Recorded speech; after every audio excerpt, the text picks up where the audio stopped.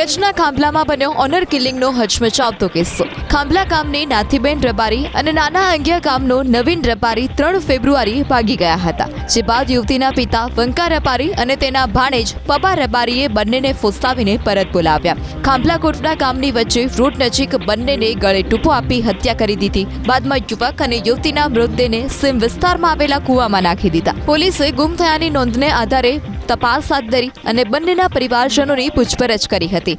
તે દરમિયાન યુવતી નાથીબેનના પિતા પર પોલીસને શંકા જતા કડકાઈથી પૂછપરછ કરી આરોપી વંકા રબારીએ ડબલ મર્ડર કર્યાની કબૂલાત કરી। આરોપીઓની પૂછપરછ કરીને હત્યાના 39 દિવસ બાદ મૃતક પ્રેમી યુગલના મૃતદેહનો પોલીસે કૂવામાંથી કબજો મેળવ્યો। બંને આરોપીઓની ધરપકડ કરી હત્યાની કલમ હેઠળનો ગુનો દાખલ કરી વધુ તપાસ હાથ ધરી।